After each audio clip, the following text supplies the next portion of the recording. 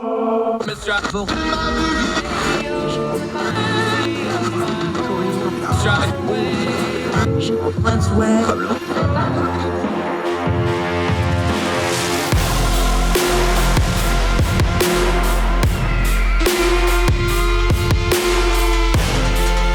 host, Andrew Donaldson.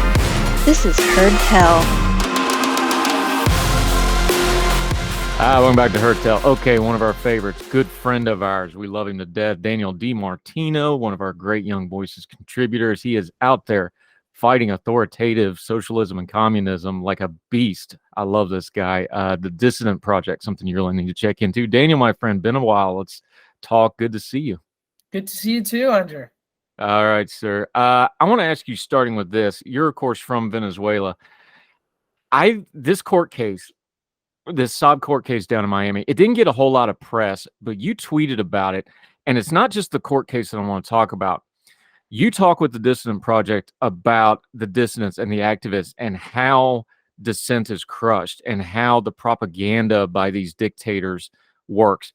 This court case is a good example of, because this is U.S. soil. This is down in Miami. We have this Saab case where this is an ally of Nicolas Maduro's government, and they're trying him. But what happened in the courtroom and what you tweeted about goes to what you talk about with the Dissidents Project. All these supporters of the Maduro government shows up, and they're protesting, and they're trying to do a show of force. That's not organic. That's a very old tactic. This is one of those ways that these dictators exert influence, even on American soil, that I don't think a lot of people are aware of. And I think it's really important to point it out.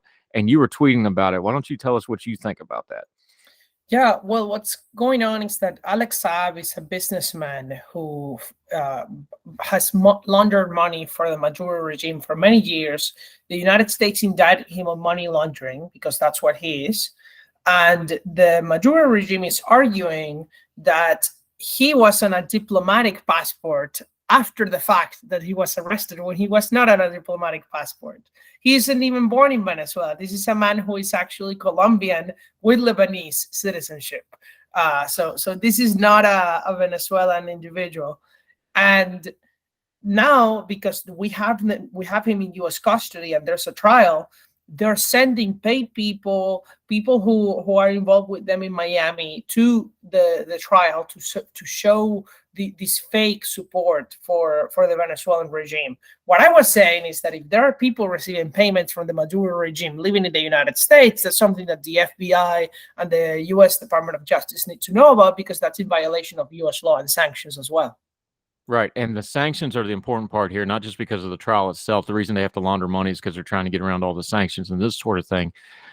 But anytime you have a foreign government exerting influence like that, look, this isn't a courtroom. Like this isn't just like on a street corner. This is in something that's an integral part of our criminal justice system. Courthouse, that's a symbol of the U.S. government. This is pretty blatant stuff, and it's the stuff that doesn't trend on Twitter. But it's very much a power move to try to do things like this, isn't it? Well, it is, because it shows that the Maduro regime has people inside the United States.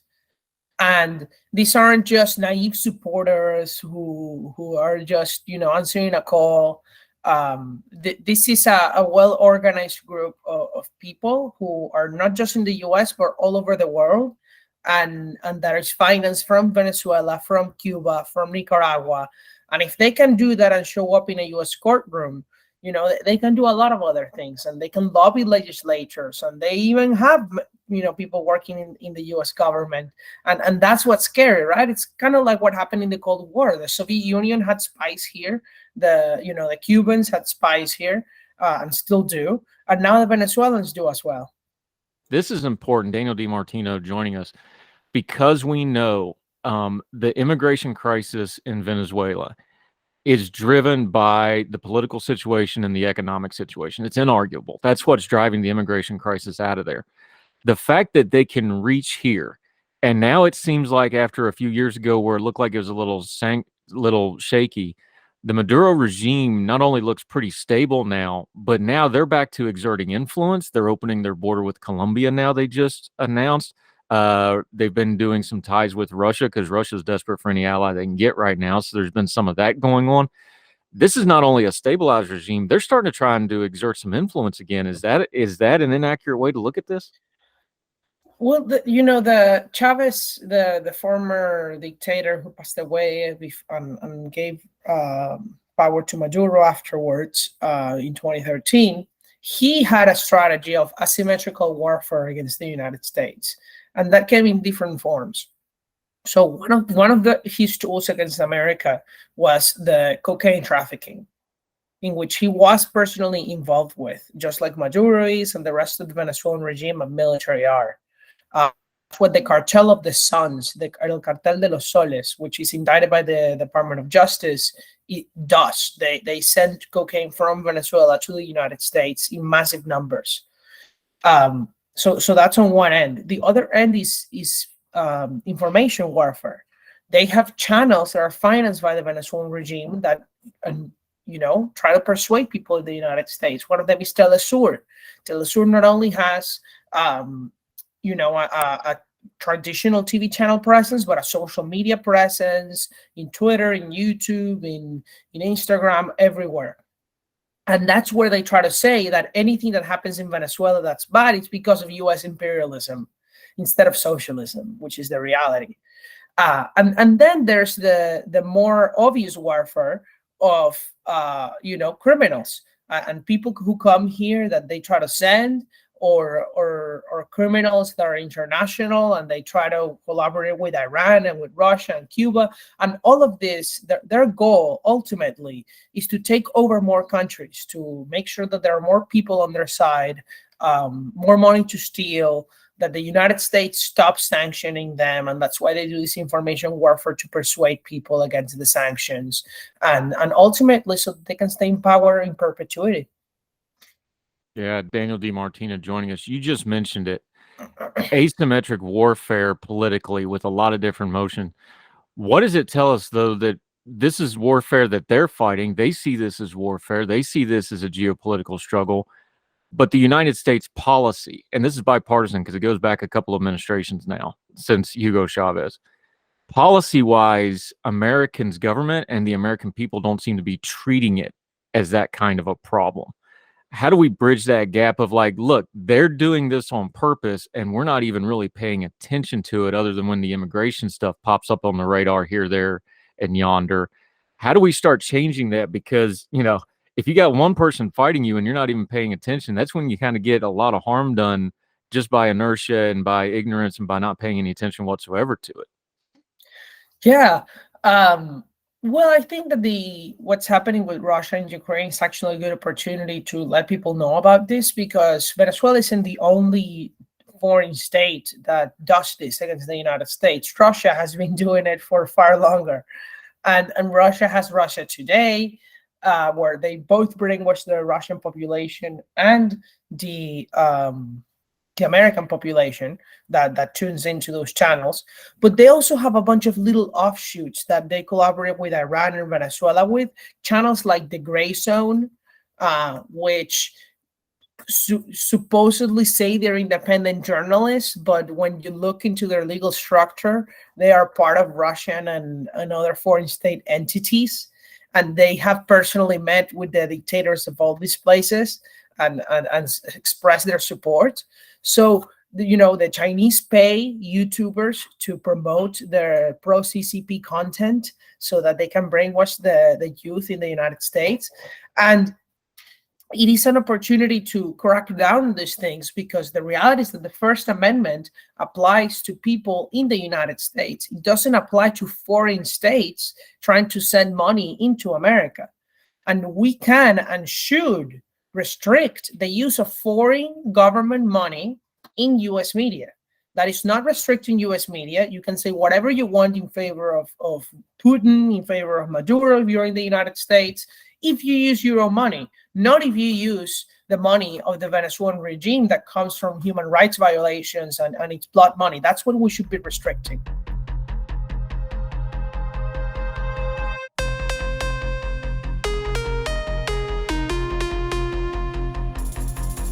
Yeah, Daniel Di Martino, you talked about this before, but I just want to reiterate it. The scale of this, the numbers don't really, 7 million refugees out of Venezuela. since the Maduro regime. That's a catastrophic number by any measure. About 450 to 500,000, depending on which numbers you want to use. The UN uses 465,000, wound up in the US. Obviously, Colombia and Peru and Chile, they get a lot of them just geographically. Spain and Brazil. This is a massive diaspora of Venezuelans that have left the country. Before we talk about the American side of the immigration, just talk about what that does to Venezuela itself, the brain drain, the talent drain, the people that are leaving. There's just no way to really comprehend what that does to a country, is there? Well, the most shocking part on really the part that Venezuelans feel the most is that now there's so many empty houses and empty buildings in the country. Whole neighborhoods that are half full. Friends and families that are separated. There's virtually no family in the country that doesn't have at least one family member who has left. There are many families that the entire family has left, and that is destructive for the social fabric of a region, of a country, and it's really sad. Economically, though, I gotta say that the immigration has helped those who have stayed, because since there's no way to make money and survive in the country, the fact that 7 million out of 30 million people have left and are sending back remittances every month is actually what's maintaining the people who stay behind alive. And so, in that way, Venezuela has become similar to Cuba, a parasitic economy where they can't produce anything because of the government regime inside, but it's dependent on its diaspora abroad to send money back in to survive. Yeah, Daniel Di Martino joining us. Let's talk about those immigrants in America, though. Just back in October, the U.S. started to change their policy. It had been that Venezuelans were winning their asylum cases at a much higher rate than most of the other people groups that were coming in. Crackdown's not the right word, but they basically said, hey, the Venezuelans at the border are going to be like everybody else. They're going to have to be in line. Then they turn around and say, well, we're going to make these 24,000 slots for them. Well, the problem is there's 33,000 Venezuelans a month trying to come in. Should there be a different policy towards Venezuelans? We just saw here recently, last week or two, that they've extended protection for Haitian refugees. We've had Ukrainian refugees things. We've had, of course, the Afghanistan refugees that we brought over. Should the U.S. policy be different towards Venezuelan refugees coming from this country? And what should it look like? Well, let me begin by explaining a little bit of what the policy is and was with respect to asylum seekers in general in the southern border. And how Venezuelans used to get asylum before. So because Venezuela used to be a rich country, a lot of Venezuelans had U.S. tourist visas in their passports. And that meant that when things got rough, a lot of Venezuelans who wanted to come seek asylum in America, they just bought a plane ticket, traveled to the States, and once they were here, they claimed asylum. That is a process that happened for over a decade, and nobody even noticed because this was our orderly processed planes. Nobody knew it was happening really. These were people with more means because they had the means to buy a plane ticket. But what happened is that since 2019, there's no U.S. embassy in Venezuela.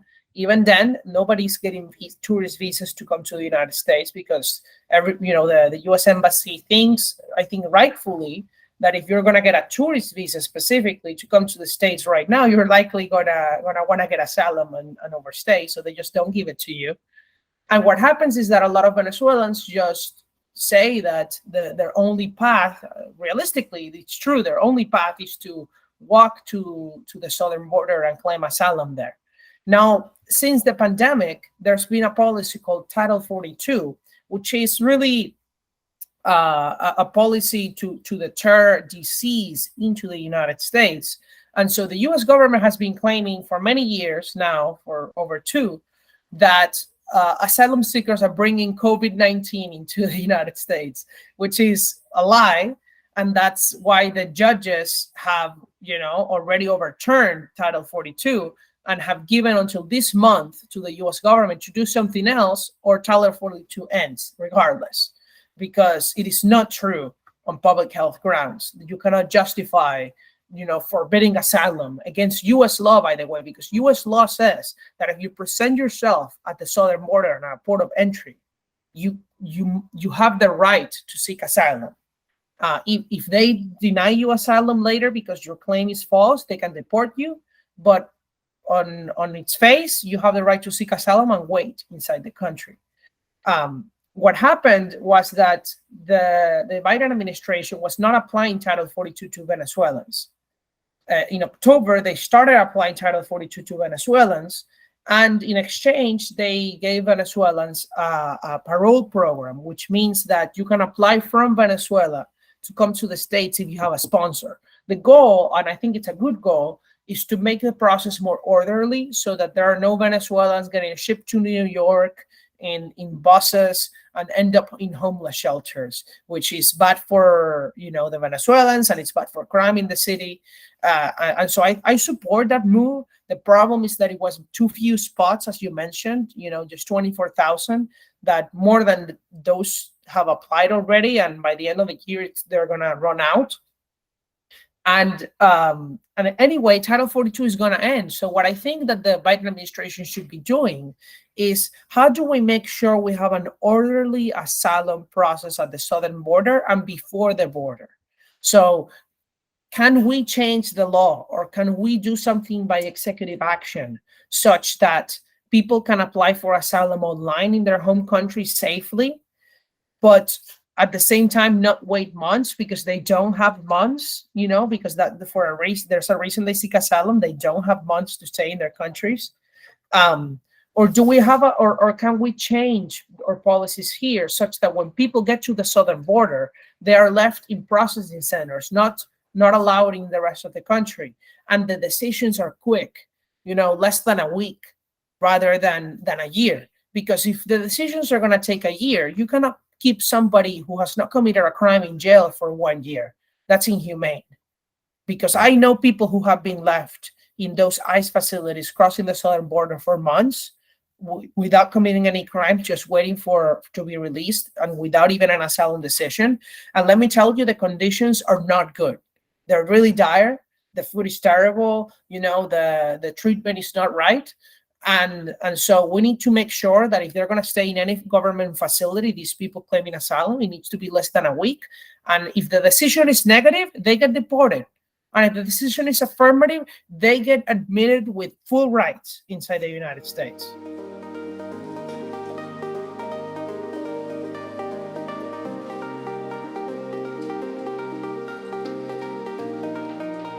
Yeah, Daniel Di Martino, you do a lot of public speaking, so you've been around the country for quite a bit now. When you're talking to people about Venezuela, is it, oh, I didn't realize that was happening, or I didn't realize how bad it was? What's the level of knowledge? What's the response you get when they get that human face in front of them and it's not just a news story or a tweet? Tell me the reaction you get when you're just talking to people about what's going on in Venezuela, the reaction you get to it. Well, they didn't know that, for example, none of the groups I speak to knew that Venezuelans were the largest refugee crisis in the world right now. Because everybody talks about Ukraine and Syria and Afghanistan, yet nobody knows that it is 7 million Venezuelan refugees compared to 6.5 and so for Syria and Ukraine each. And so, people get shocked by that, especially the kids, since I speak at the high schools and middle schools to talk about Venezuela and what happened there too. The kids had no idea about anything happening in Venezuela at all. They didn't know Venezuela was a socialist country. They didn't know Venezuelans were starving or leaving their country. And they were surprised to learn that there is another socialist government in the Western Hemisphere aside from Cuba. And so that's why I think that task is so important, because Venezuela, unlike Cuba, unlike the USSR, unlike Eastern Europe and China, is the only socialist country who was destroyed by socialism through a democratic election at the beginning. It was something that the Venezuelan people elected, and they made a mistake. And now we can't get them out democratically, of course. Even though the Venezuelan people want that.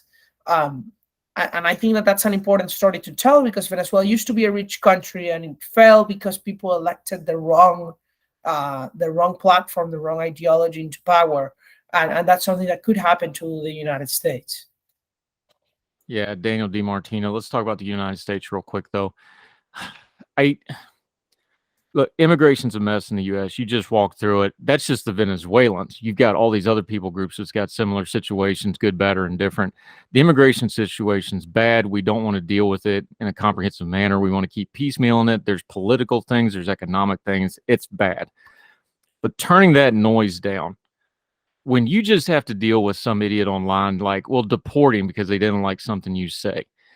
When you deal with crap like that, how do we change this conversation online? And I don't mean the people that are just bad faith and just throwing things out, because there's a long strand of anti-immigration in America. You can go look at political cartoons from the 1800s. This is not new. How do we talk about this better? We ourselves, social media, in person. Is it putting human faces on it? Is it talking about the legal and the ramifications and the regulations that can be changed and should be changed? Is it talking about the economic side of it? Is it some combination of it? How do we talk about this better? Because right now it's just something we throw at each other online, and that's not getting anything accomplished. Yeah, I'm a believer that personal interactions and putting a face to people is very impactful. And it's very different to talk about something in the abstract than to talk about your friend or talk about your family member who you know very intimately how the immigration process was for them and what it's really like. And the problem that we have on immigration in this country is that 80% of Americans have no idea how the legal immigration system works. And most people think that there is simply an application process that any reasonably good and normal skilled person with some type of tie to the United States can come legally go through and come here. And that's not true. And so, but a lot of people understand that it's broken. They just don't know how to fix it. And that's what we need to make sure people know, and then we can start a conversation over how to do it.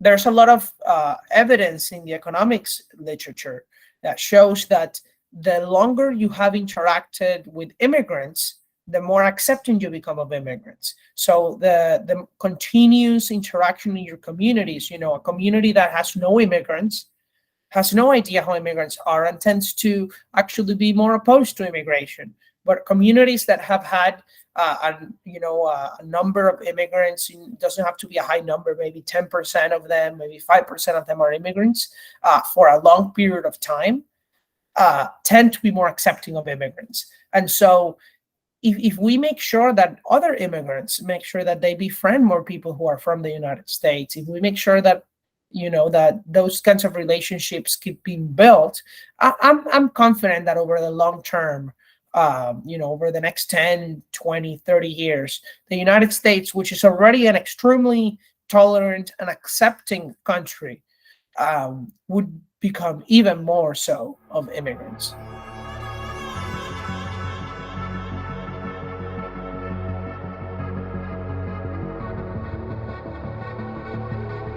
And we know that economically and the strength of our country, look, you either have to have a high birth rate or you got to have immigrants. Like it's just a math problem. If you want to be an economic power, that's what you need. And we're fortunate where we still, even with all our problems, are a beacon of freedom. And a lot of people around the world want to come here and make their lives here in America. And we should find a good path to get the best people possible and get the most freedom and economic opportunity for as much people as possible. But that's a longer conversation for another day, my friend Daniel Di Martino. You're so good on this stuff, and I so appreciate you. But the work you do with going to the schools and the meetings and the organizations you talk to with the Dissident Project, that's probably more important than talking to me. Talk about that for just a second. Let people know where they can find that and the other things you're working on until we get you back on Heard Tell again, my friend. Yes, so the Dissident Project is the only speakers bureau in the United States who sends immigrants who lived in authoritarian countries into high schools, into middle schools, to tell their stories about how these socialists and other forms of authoritarian regimes, made them flee their country, ruined their lives and their families' lives, and so that we can create gratitude among the young American students for living in America. And not only make them grateful to live in America, but also allow them to understand that free enterprise is what made America prosperous and so great to live in. And so we do this by traveling to high schools at no cost. We have right now 5 speakers from 4 different countries. We're going to expand in February to about 15 speakers, so we're going to triple our size because of the high demand that we have from schools. And it's truly an amazing experience for the kids. That you can find us at dissidentproject.org, and you can support us either by donating or by recommending a speaker. If you want to apply yourself, if you are from an authoritarian country and live in the States, or if you're a teacher, you're a staff member, you can invite us to your school. It has no cost to you. We'll just find a mutually agreeable date and speaker, and we'll make it happen. Yeah, Daniel Di Martino. The thing about that too is and I've talked to several of those dissident, somebody like Francis, who's like, hey, when I was your age, I was in the streets of Hong Kong having to protest. That really drives stuff home in a way that just talking about it or seeing a video or whatever, when you talk to those kids, you can see it in their face, right? Like it just hits different when it's somebody close to their age telling them these stories, right? It does. And for me, it was when I was 17 is that I left Venezuela, right? And I was, living through hyperinflation at the age of these kids. And, I came yesterday from Wichita, where I was speaking at a middle school, and I was showing the kids, cash from Venezuela, and they were very curious about it. And when they were seeing the videos from Venezuela, they were all very curious and came to me to ask me a lot of questions. And you see that it has an impact. In-person interaction is more meaningful. A talk is relatively cheap, and you can impact hundreds of students in each of them. And the goal is such that these are young students before they go through what I believe is the college brainwashing machine. And the next time in 5 years, when they hear the word socialism for the first time from a politician, what they're going to think about is not free stuff. They're going to think about the Venezuelan guy who came to their high school a few years ago and told them how socialism ruined his life, or the North Korean girl who told them the same. And that's the goal. Yeah, and it's a very good work. Daniel Di Martino, let folks know where they can follow you on social media and what you got coming up before we let you go. Yeah, you can follow me on Twitter at Daniel Di Martino. Daniel's the regular name, and Di Martino is DiMartino. And you can also find my work and subscribe to my content on my website at danieldimartino.com. Yeah, you do great work, my friend. We will have you back frequently, as often as I can get you. Look forward to seeing you soon. Daniel Di Martino, thank you so much for the time, sir. Likewise, Andrew. Yes, sir.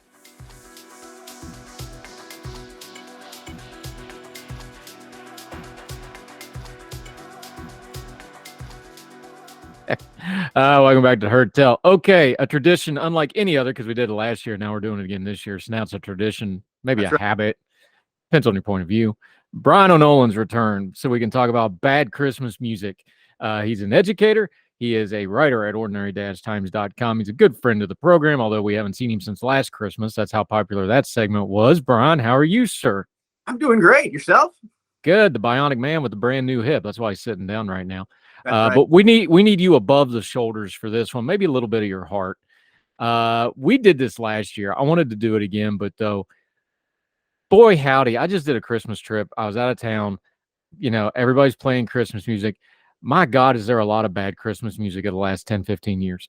There really, really is. And I was thinking, because we're talking bad Christmas music, but I want to defend a Christmas song here, because a couple weeks ago, my younger son, he's 12, he comes home and he says, you know what the worst Christmas song is? And of course, I've got a catalog in my head, and I'm thinking, well, okay, he's got about a dozen he could pick from.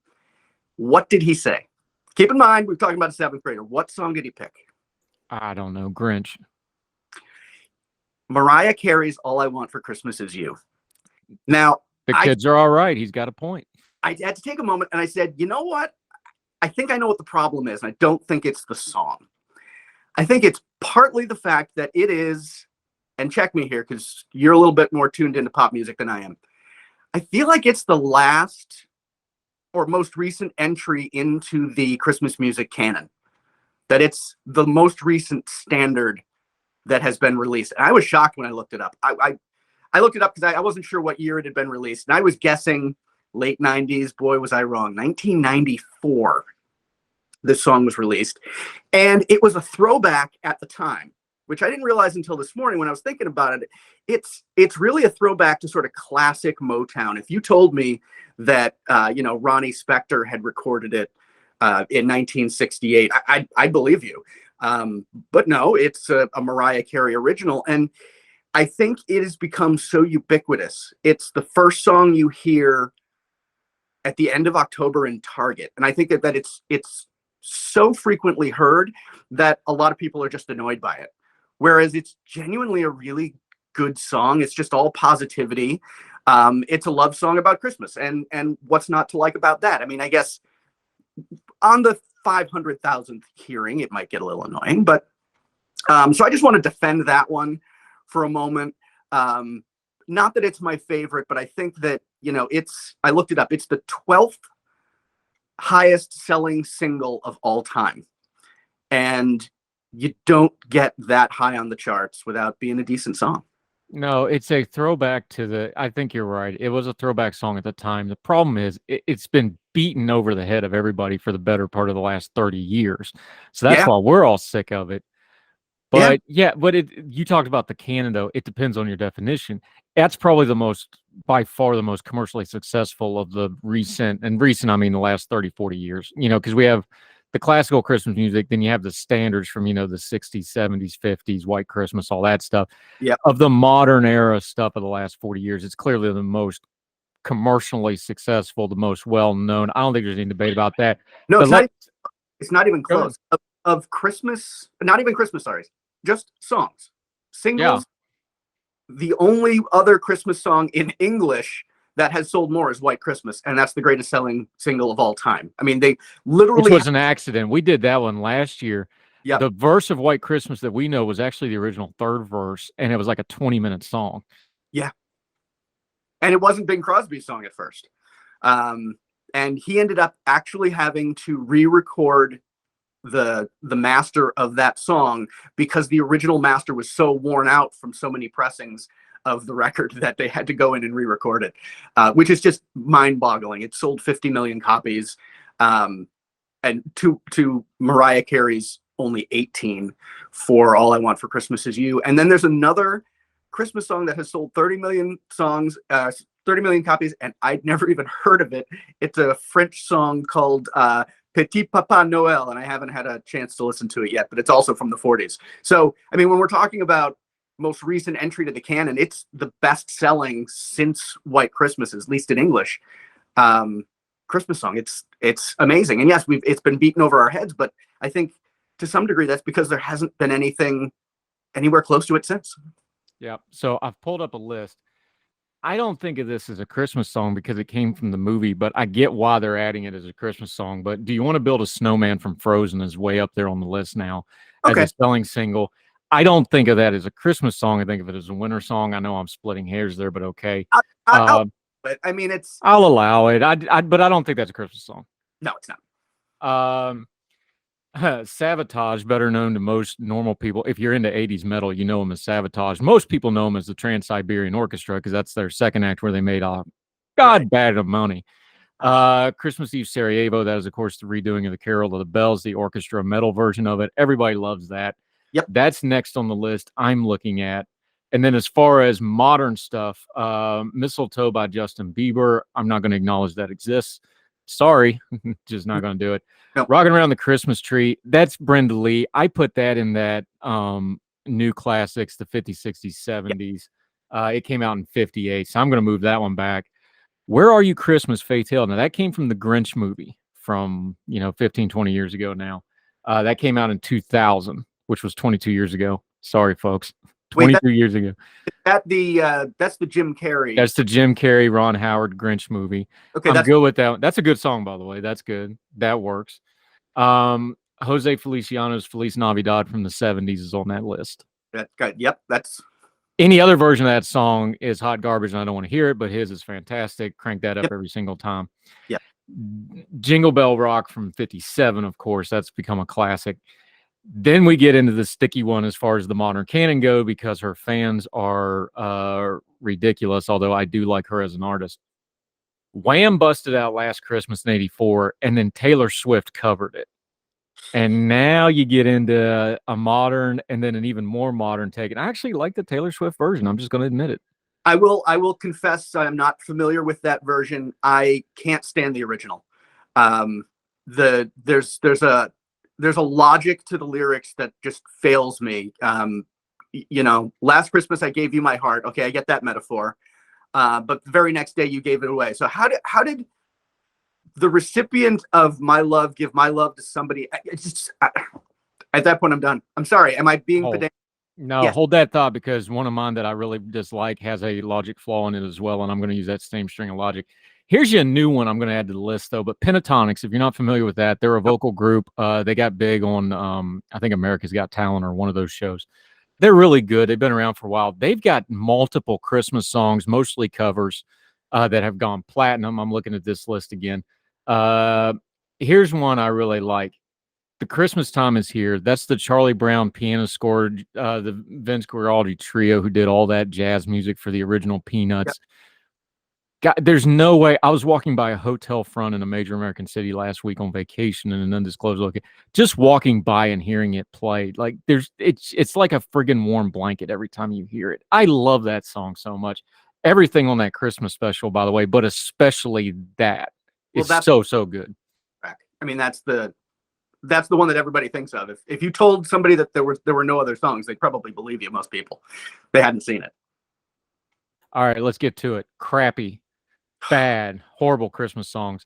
Paul McCartney is a legend. He's an all-timer. He's in multiple Hall of Fames multiple times. But Wonderful Christmas Time is an all-timer of a bad song, Christmas and or otherwise. Yeah. It's the auditory equivalent to syphilis. It eats your brain, rots your soul, and you die embarrassed, and nobody wants to be anywhere near you. Oh, it's a more your thoughts. It sounds to me like someone took Paul and said, "Hey, Sir Paul, you're one of the greatest songwriters of all time," and I'm not going to argue with that. They took him and they put him in a room and they gave him an hour and they said, "Write a Christmas song." He took 15 minutes. This is what we got, and he just walked out. I mean, it's very half-bottomed, if you will. It's the melody is. It's like he thought he could get away with a simple melody because it's a Christmas song. Whereas, yeah, there's a lot about Christmas that is simple and nostalgic, and the lyrics are nothing to write home about. But a lot of Christmas songs have, kind of banal sentimentality to them, and that's okay. We expect that. That's part of what this season is for people. But it's like he mailed it in, and ding dong, Paul, at least John didn't try to one-up you by also writing a terrible, terrible Christmas song. Oh, wait, he did. Yeah, it was bad too, but Paul takes the cake on this one. Oh, definitely. Now, there's some real stinkers on the list. I'm pulling from Esquire's list of the worst Christmas songs of all time. There's multiple cover songs on here from people that are really, really talented. The Jackson 5s are on here for their cover of Kissing Santa Claus, Oh, John Denver doing, and I'm going to just quote this because I still can't believe this really happened. But John Denver did Please Daddy Don't Get Drunk on Christmas. We got to mention that one. The Bon Jovi song, Backdoor Santa. I'm going to leave that one without any further comment. There's been some other ones. New Song did a song called The Christmas Shoes. This set back humanity and charitable giving probably 3 or 4 centuries minimum. This is the most god-awful drivel. I hate it so much. Terrible. It should just be blasted into space and beg the aliens to come blow our planet up. I hate this song so bad. Yeah, I heard it in a Ross while I was trying to do some upscale shopping the other day, and I just wanted to just go into a fit of rage. I'm buying nothing. It is an objectively terrible song.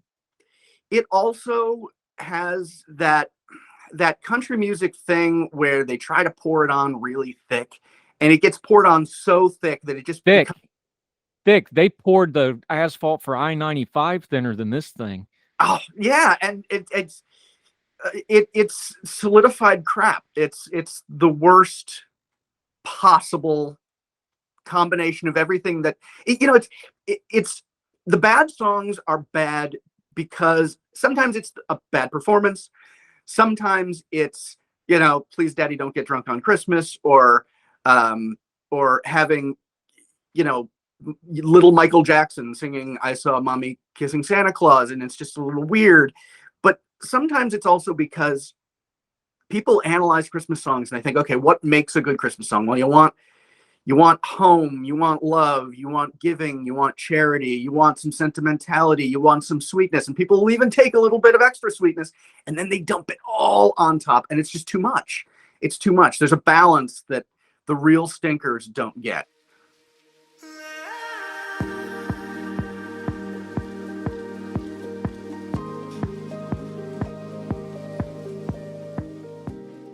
All right. Here's one I'm going to get hate mail for, but I don't care. Mary Did You Know is a god awful Christmas song. We were talking about the logic the other day. It's like, Mary, did you know? God sent an angel to explain it to her. I'm pretty sure when the Almighty sends an angel specifically to you by name to explain something to you that's getting ready to happen, you not only know, I'm pretty sure it didn't slip her mind afterwards. So Yeah. yes, I hate this song. I know people like it. I know there's religious connotations. I'm all about faith at Christmas. I hate this song so much. I want to rip out my ears every time I hear it. It's, did you know? Did you? No. So we're going to make her infantile and stupid and incomprehensible and act like she didn't understand something. Just to reiterate, that a freaking angel told her. Not just any angel. Gabriel himself coming down. So it's our thesis that Gabriel is a bad communicator. Is that the theory here?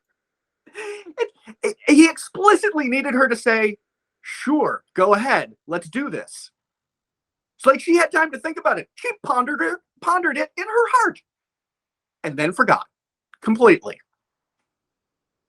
Yes. I mean, I think it is, if you can get every denomination of Christianity to agree on one thing as far as doctrine goes, and that's that, yeah, Mary knew, and you're going to write a song based not on that, yeah, it's hot garbage.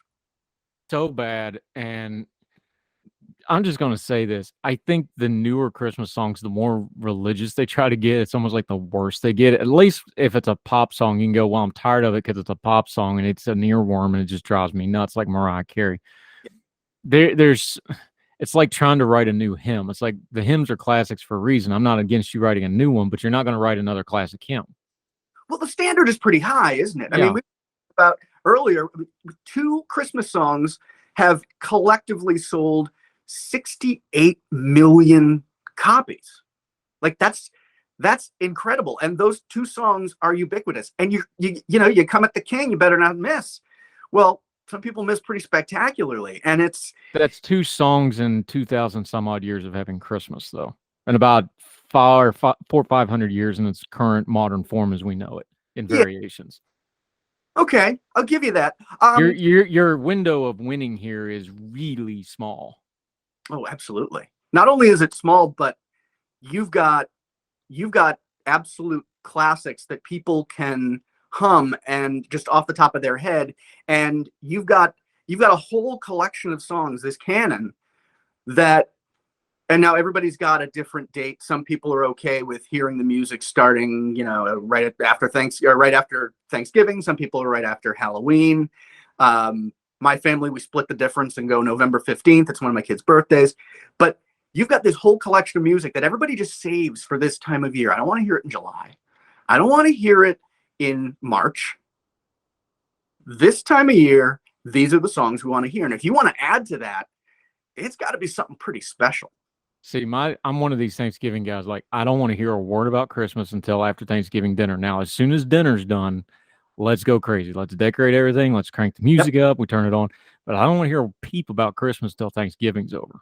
And I even though I'm a different date person, I totally respect that. And I think it's part of the specialness of this season is that we take all these things that we love and we say 11 months out of the year ish, we don't want to have them because it's just not appropriate. And then this time hits, whether you call it the Christmas season or you call it, Advent or whatever you call it, this time happens and it's special, and it's so special that we only want to have it now. And then we put it away in a couple of weeks from now, actually. Bryan O'Nolan. All right. Give me your favorite Christmas song. I see the Christmas tree back there when the O'Nolan clan gathers around and you limp over to your chair as head of the household with your new medical marvel hip. A lot less limp. A lot less limping. What's the number one Christmas song in the O'Nolan house? Well, there are four of us. You're going to get four different answers. For me, I have to say, O Come Emmanuel, because I'm a traditionalist, and that one is one of the very few actually legit Advent songs. It's not about, hey, Christmas is here. It's Christmas is coming. We don't have a ton of those, and I love the fact that it goes back hundreds and hundreds of years. The lyrics to that are very old and in Latin. The original, and don't ask me to quote them, I don't speak a word of it. But that's got to be my go-to. If I only get one, that's the one I'll take. How about you? There's a tradition in our family. My mom's family gets together on Christmas Eve in the home place. My one cousin, who is a supremely talented singer, sings "Oh Holy Night" a cappella. That one always is a special one because that's a long running tradition now. Cousin Kim sings "Oh Holy Night" a cappella after everybody's been singing carols for a good while. It's ridiculous. That's one of those songs, though. It's like how it's presented is everything. Yes. As far as me just enjoying a Christmas song, I talked about the Charlie Brown stuff. I know that sounds silly.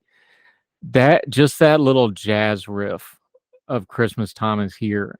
Look, I love White Christmas. I love the hymns, Silent Night, all that stuff. I even like Taylor Swift singing, Give My Heart Away to Get It Back because, FedEx was closed or whatever. Just that little jazz. I'm telling you the truth. I was walking down the streets. I was in Chicago. I'm walking down the street and a hotel is playing it at the car check station. And I literally just kind of stopped and smiled and I couldn't help it. Like there's something about that Charlie Brown Christmas, any of that little jazzy, Guardi Trio stuff, but that particular song done that way with just that real mellow offbeat riff and the piano. And I think about the piano at home growing up and sitting around the tree. That just hits me every single time. And I know that's probably not on a lot of people's high list for Christmas songs, but it's on me. And it just happened to me again. Just randomly, I hear that and I'm just like no matter what I'm doing, what I'm thinking, I'm just like, Christmas. Yeah. And Christmas is so commercialized now. There's very few things that are Christmassy that will do that anymore, but that does it every time. And I think what you're talking about there is like, yes, for you, it's that riff, but I think just about everybody has all the good people has some little moment in a song that reminds them of childhood, safety, when things were good, and that sort of rose-colored glasses view of the past that we often have. And so that's a musical cue for you, but we've all got them. If I hear a decent version, especially if it's a sort of Gregorian chant style version of "O Come Emmanuel," I am picturing my house when I was a kid. It's dark. I can see the Christmas tree. I can see specific ornaments that are on the tree. There's snow outside the windows because there's always snow outside the windows at Christmas time in the past. It brings you back, and it doesn't. Everybody's got their own little cue, but when it hits you, and can't miss it. I completely agree. Bryan O'Nolan, we're going to have you back. We'll do the good Christmas songs here as we get closer to Christmas. You write at Ordinary Times. Let folks know where they can know and follow you, my friend, because you're a brilliant writer. You do sarcasm better than just about anybody I know. Let folks know where they can follow you and keep track of you. Yep. Not only am I at ordinary-times.com, you can find me there, but I'm also on Twitter at Bryan O'Nolan, Bryan with a Y. And I try to keep it clean, but I'm not always successful. Well, until you sent Mike Pence to the Gathering of the Juggalos, but that's another story for another It's day. another. Which you need to go read, by the way. Fantastic stuff. Bryan O'Nolan, appreciate you, my friend. Thank you. Great. Merry Christmas, everybody. And Merry Christmas. Thank you, sir. All the music on Heard Tell is provided under a Creative Content license from monstercat.com. Somos la mente.